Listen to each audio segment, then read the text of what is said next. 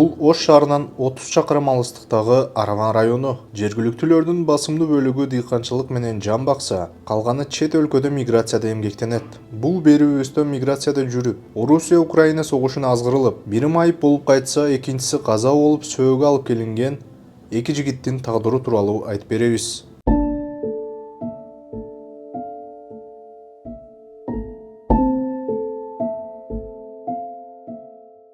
Мухтар Куштарбек 1996 жылы туулган 13 сентябрда. 2021 жылы Москвага кеткен. Москвага барып иштеп жүргөн. Иштеп жүрүп, жакшы эле иштеп аткан, эми бизге айтпады. Бул бала карыз болгон деди кийин, келгенден кийин. Контракт түзгөндө Украинага кирип кеткен. Украинага кирип, окоп казып иштеп жүргөн. Окоп казып иштеп жүргөндө уларды бомбалаган. Бомбалаганда буга ошо жарадар болгондо оор жаракат алган, 2 жолу алган. Андан кийин буларды Астраханга алып келип дарылаган. Астрахандан Ростовко жылдырган. В общем, 6 ай лечение кылганда, лечение кылып, мен офицерлер менен сүйлөшүп аттым. В общем, 13 бул баланы издеп жүрдүм мен. 13 сентябрда мага офицерлер өздөрү звонок кылды. Мына балаң тирүүгө калды деп. Бунун шериктери бардыгы өлүп кеткен. Бала сүйлөй албайт. Мен ошондо болгондо бала шок высасына. В общем, бала башын титретип сүйлөй алган эмес да. Бала контузия алган. Булар лечение кылды. Лечение кылып жүргөн ошол жерде карап атышкан. Карап атканда буга акча которгон. Министерстводон ошол 3 миллионду которгондо буну коркутуп алышкан. Ошол жерде офицерлер алып койгон. Назим Гаджи деген офицер. Себеби булар ушулар жүгүрүп жүргөн документке. Назим өз машинасына ташып жүгүрүп жүргөн. Акча түшкөндө буну коркутуп алышкан. Бербесең өлтүрүп салабыз деген. 2 миллион 200'дү шаарга барып алып берген. Наличка алып берген. И калганын бересиң деп буну зордошкон. Зордоп, бербесең өлтүрүп салабыз, сага доказательство жок дегенде мажбур берген. 2 миллион 200'дү бергенден кийин калганын дагы бересиң деп коркутканда, анан бала часть таштап посольствого звонок кылып, утеря паспорт менен келген. Биринчи СМБга бардык, өзүм алып бардым. СМБга барсак, сиздин балаңыз тууралуу маалымат жок бизде дегенден келдик. Келгенден дагы балам милиция ошого немеге барды, Араван районунун милицияканасына барып, мыйзам ушундай Кыргызстанда мыйзам бар экендигин, мыйзамдын бузгандыгынын бардыгын түшүндүрүп барып, өкүнүп барып, ошол өзү барган балам. Баргандан кийин сурак алып, эми өзү барганда жеңилдик болот экен деген ойдо биз дагы барып көрсөтмө бердик. Көрсөтмө бергенден кийин баламы эми чыгарып, барып келип, көрсөтмө берип турат деген ойдо барсак, жок, 3 күн алып турушту дагы, анан прокуратурадан адвокат чакырышып, оштон СИЗОго алып кетишти. Биз көргөн жокпуз, мисалы үчүн мен көргөн жокмун. Ошол ойдон балам көрбөй калдык.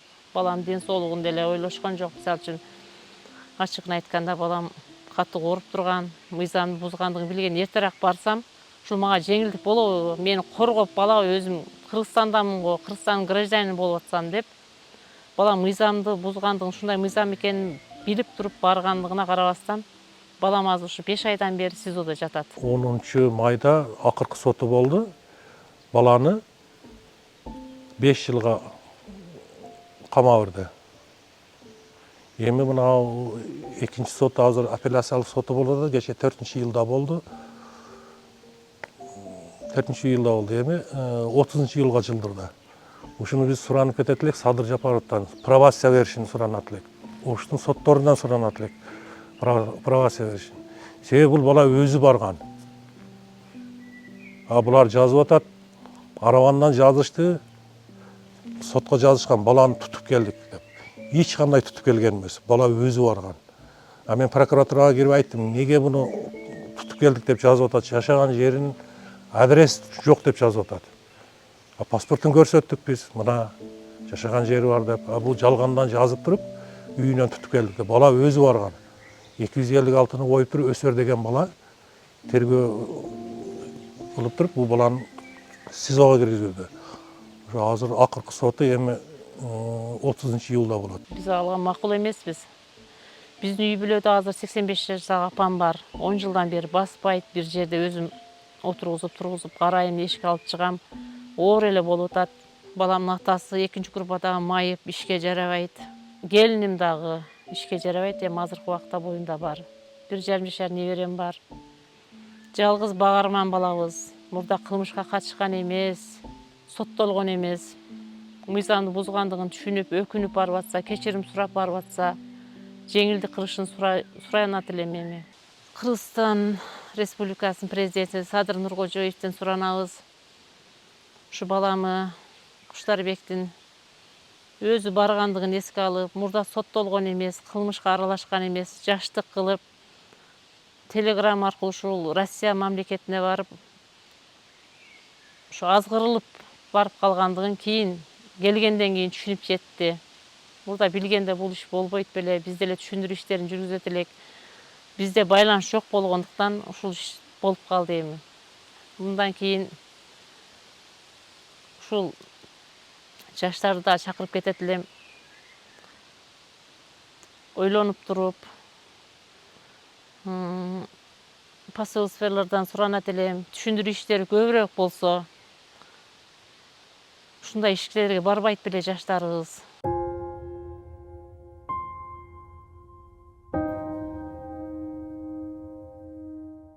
Россияда nimaga tushib qo'ygandi u? Anaqa nima deydi?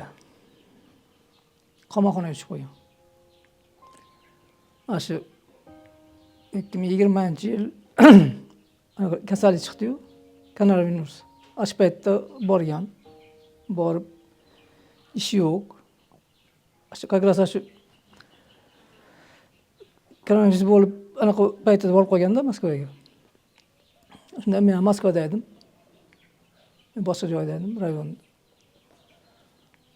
Ish yo'qligidan qandaydir o'sha narkobiznes oqimga tushib aralashib qolganda. Shu bu borib kuylanib yurgan, ishlar yopilib ketgan. Hali och qo'ygan, nahor qo'ygan. Ana qilib yurib, uni bitamtasi nima qilganmi? Yo'q, telefonlarda keladi va u kuylangan odam ashincha dedi keyin. Kunda telefon qiladi-da. Bolalarim ertamanda turdim, kech paytda yotyapman, mana kirdim demasa, uxlayolmayman. Odatim shunaqa. Telefon qilardi. Asha 20-kunida yo'q, telefon qilmadi. Akang charchagandirda, yo'q, charchamaydi. Ash kuninglar telefonga qilib tashladim mena bulardi. Qilmayapti. O'g'lim Moskvada edi. Qilmayapti. Telefon qilaverdim. Video zvonay, ovoz yozsam ham qaytmaydi. Keyin oxir audio qilsam, yo'q, to'g'ri qilsam meni bitta o'ris oldi. Olib, "Mash отделda" dedi. Tushunyapman, qaytara olmayman. Ina sразу telefonni o'chirib, o'g'limga shunaqa отделda deyapti, bolam tezda istab bor. Dedim, u bola bordi. Borsin keyin. Hech kimim yo'q deganda, men hech kimim yo'q. O'zim yolg'izman. deb aytgan. Hech kimim yo'q degan debdi. Yo'q, mana deb keyin pasportini ko'rsatgan. Mana Xormatjonov Muhammad Ali, ukasi ekan. Qani ekan, mana shunaqa. Nima bo'ldi? 15 gram shunaqa bilan ushaldi akang. degan, u anaqada nimada izolyatsiyadan boshqada bir oydan keyin nima qilasan? O'z gaplash bo'lmaydi degan. Shu bilan gaplashib turganmiz. Sразу nomerini uydagilar desa, uydagilarga men nomerimni ber degan u odam. Bergandan keyin dadasi gaplashdi. Men tushunaman, qaytara olmayman. Dadasi gaplashdi. Boramiz, harakat qilaylik desa, yo'q, harakat qilma. Hecham ilojisi yo'q. Tek kutib o'tirishaver. Duo qilishib dedi. Sudlarga chaqiramiz desak, bolam sudlarga chaqirmadi. Shu 15 gram narsani olib ketganda shu olomonning ichidan tanib shu bolani olib ketganda hayron bo'lamiz. Uni ichiga kirgandan keyin sezuvda, ashatan begunoh odamlar, kichkina bolalar qo'rqadi-yu paytda. ukamdan kichkina bolalar deydi. Boshqa odamlar ham bor bu yerda. Menda mana bor ekan. Kimdan olgansan, nima qo'ygansan desak, aytmadi. 3 yil o'tirdi. 3-yildan keyin hali Prigojin degan chiqdi anaqa. Chivik Wagnerchilar. Shular qamoqxonalar orqali yurishdilar. Yurib shunaqa kim urushga borsa 6 oyda ozod bo'ladi deb anaqa yurgizdi, nima deydi? Agitatsiya qilib yurdi. O'shandan keyin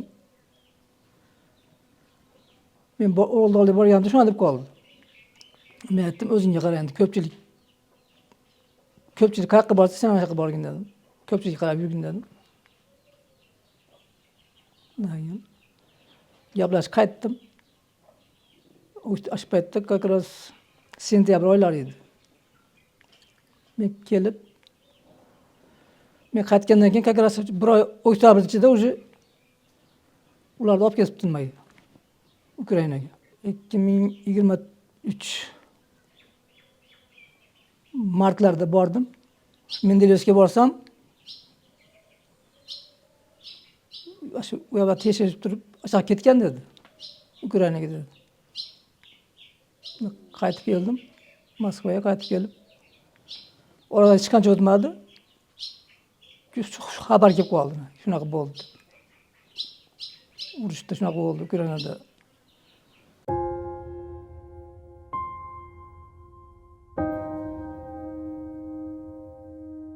Bu suratini aşı oxirgi jo'natgan surat.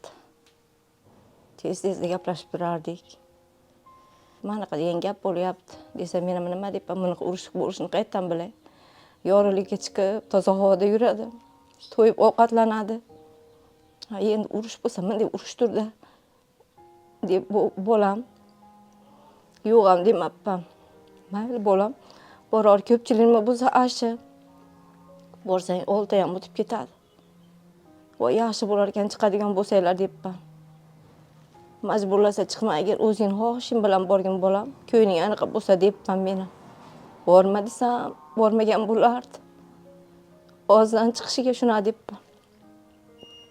Shuna qilib 2 oktyabr kuni, 3 oktyabr kuni gaplashdik. Unda xayrlashmoqchi bo'lib telefon qilgan ekan.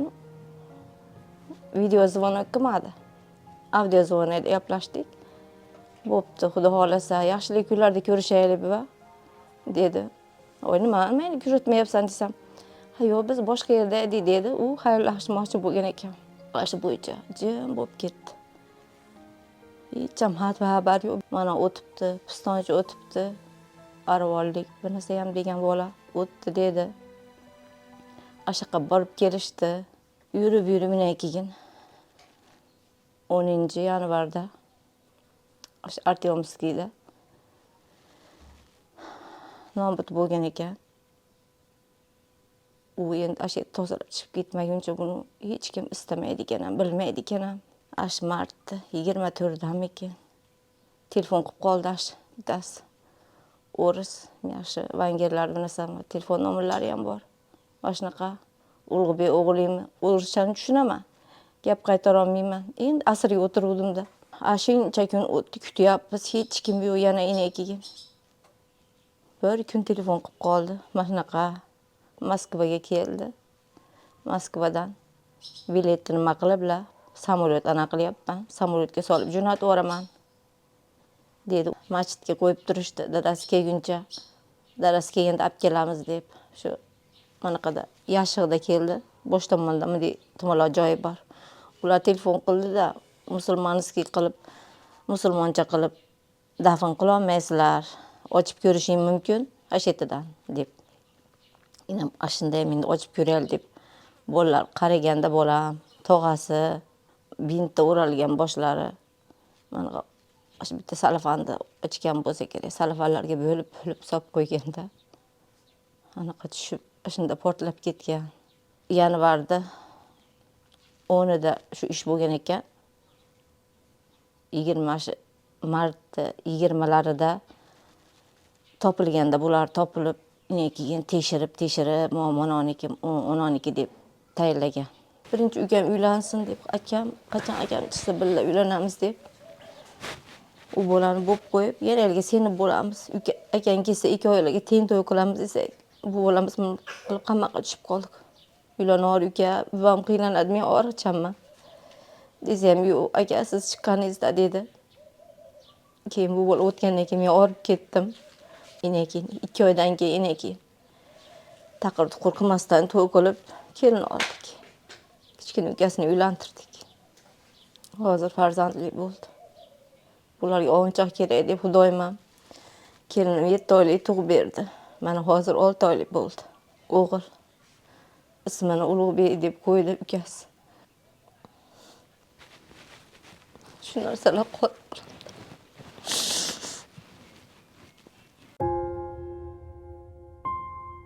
Ukrainada soğuş baştalgandan beri Rusiyanın qatarında soğuşup ajal tapkan 10 Kırgızstandықтың söөгү мекеніне алып келініп жерге берілді. Башында соғышта қаза тапқандар туралы хабар коомчулукта желдей тарап, адам башы кошулган жерде талкууланса, бара-бара соғыш курмандыктары тар чөйрөдө эле жерге берилүүдө. Куштарбек сымал соғыштан аман калып келген кыргызстандыктар да болду. Алардын бири Аскар Кубанычбек уулу. Алгач 10 жылга соттолуп, кийин анын жазасы 7 жылга кыскартылып, сот акырында пробация дайындап бошоткон. Анткени менен 1-райондук сотунун сот аткаруучулары пробация департаментине Аскарга чыккан токтомду убагында бербей, Кубанычбек уулу Казакстандын чек-арасы аркылуу Москвага качып кеткен. Орусияга жетери менен ал согушта Орусияны колдой турганын айтып, Орус жарандыгын алууну пландап жатканын билдирген. Дагы бир Украин согушунун катышуучусу Орусияда абакта жазасын өтөп жаткан жеринен вагнерчилердин катарында согушка барган Бекназар Бөрүгүл уулуна президент ырайым берип, ал эркиндикке чыккан. Кыргызстандын кылмыш жаза кодексинин 416-беренеси боюнча жалданмачылык үчүн 7 жылдан 10 жылга чейинки абак жазасы каралган. Ал эми ушул эле кылмыш адамдардын тобу менен жасалса, 12 жылдан 15 жылга чейин эркиндигинен ажыратылат.